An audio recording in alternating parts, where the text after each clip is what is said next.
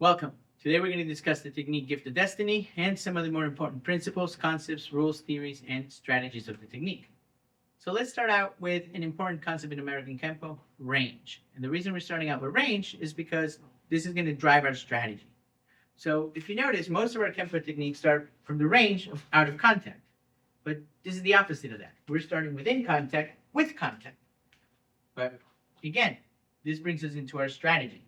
Because of where we are, we're going to be using contact manipulation to get the upper hand, start creating leverage over our opponent so that we can continue to create leverage so that then we can counter.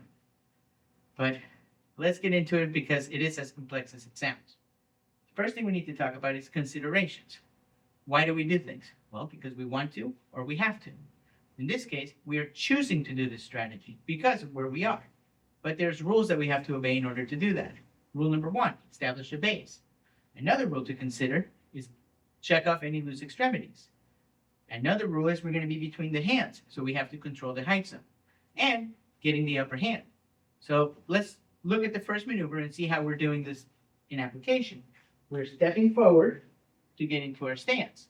How are we checking that loose extremity? Well, we're doing it by striking with our major hand, using contact penetration to start getting leverage over our opponent. But what haven't we done? Well, we haven't controlled our height zone. So how do we do that? Well, after the contact penetration, we contour up their body, taking advantage of the open-ended triangle, and using that contact manipulation to finish getting the upper hand and controlling their height zone. But again, let's go back to considerations. Why are we striking a person who's just shaking our hand? Isn't that a friend? Well, actually, this brings in the concept of deception. This person could be pretending to be de-escalating the situation, pretending to be your friend, just so they can get into this range where they're now able to use their follow-up weapon to deliver a strike.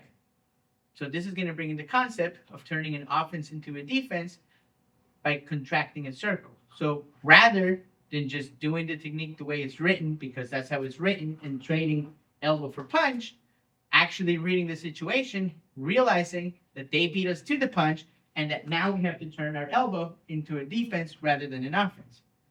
But notice this is from a straight punch. What if he was throwing a roundhouse punch? Well, we can do the same thing using a cover rather than a strike. So we just cover up the zone that we don't want to get hit, and again, prevent them from hitting us. But notice that we were forced to do that. We didn't want to do that. So what happened? Well, we no longer control that height zone, and we're between the hands. Well, that's a problem, but not really, because we still have a left hand, and we haven't even talked about that yet. So let's switch sides and see why this isn't really an issue. If you notice, what we're doing here is the concept of prefixing. We're adding something before starting the technique.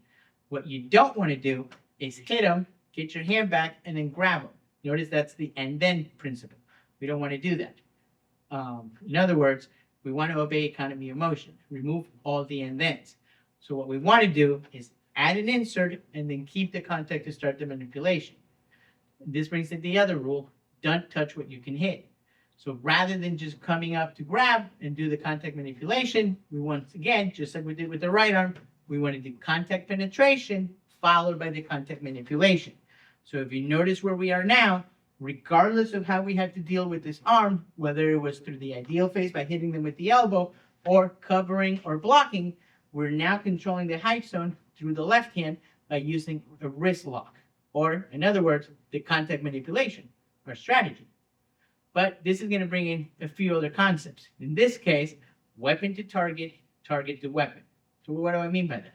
Well, the follow-up maneuver, we want to make sure that we have the wrist so that we can continue that manipulation. But if you notice where my arm is right now, it's not where it needs to be. So I can bring my weapon to the target, or I can bring the target to the weapon. So let's talk about the differences. If I bring the weapon to the target, notice what's happening. I am creating a pass line. The problem with the pass line is that we're in the contact manipulation range. That means that they're in the contact manipulation range, which means they can now take advantage of us and start getting leverage over us. So we don't want to create a pass line. So rather, we bring the target to the weapon. This prevents us from creating that pass line and allows us to continue moving forward. But on a side note, Mr. Parker used to refer to this as doing a Chinese handshake, jokingly, so that you would have a mental image of remembering how to do this properly. So let's actually take the time of learning how to do this properly. The easiest place to grab would be across the fingers. The problem with that is that that's the easiest way for them to slip out. So rather than grabbing the fingers, we want to go above the knuckles and create almost like I'm trying to do handcuffs above the knuckles so that I can get a good grip and it's harder for them to get out. But let's go back to the ideal phase. If we're doing this ideally, the idea is not to lose contact with their hand so that our hand is already in the position that we want to be in so that we can continue forward. So now that we talked about the first maneuver and all the things that go with it, let's continue by switching sides and showing you what else we're going to be doing. The idea here is that we're now going to be doing the opposite. We'd use contact manipulation to get them to bend backwards. We're now going to use contact manipulation to get them to bend forward. But the way we're going to do this is by creating a circle, not a line. So what do I mean by that? Well, let's start out with the right hand, leaving my left hand out of the equation so that you can see better, by not creating a line. So I don't want to bend him down and keeping him here because this doesn't really control him and he can come back up. The idea is to continue this into a circle so we can get the hand above the shoulder to create leverage so that we can keep them down, giving us the upper hand. But notice what else is doing. Now we can bring in my left hand. I am allowed to keep my elbow anchored when I'm controlling him with my left.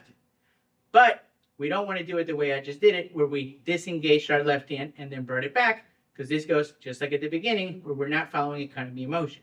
So rather, the idea is that I'm going to keep contact with my left hand the whole way through until I get to this position.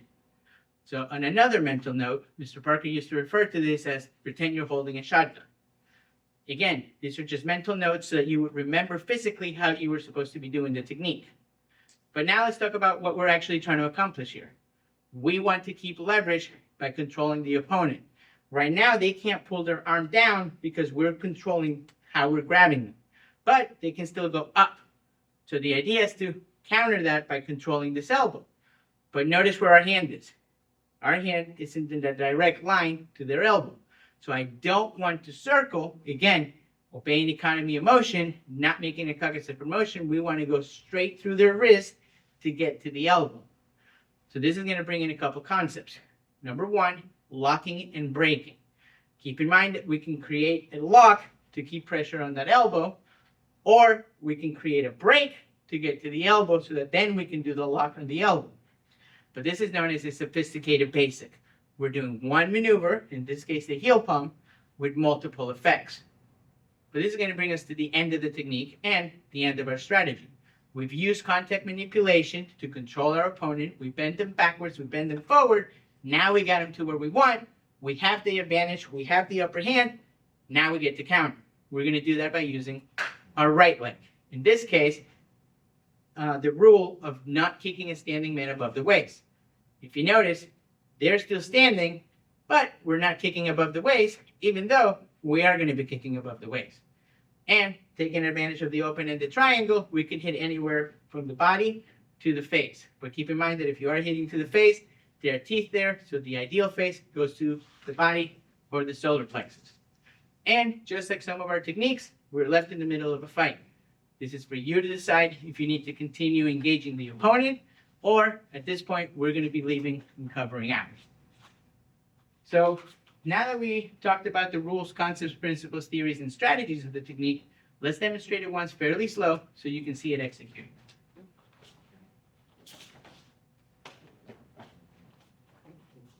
Up. We hope this video helps you understand the American Kenpo system a little bit better. Thank you very much.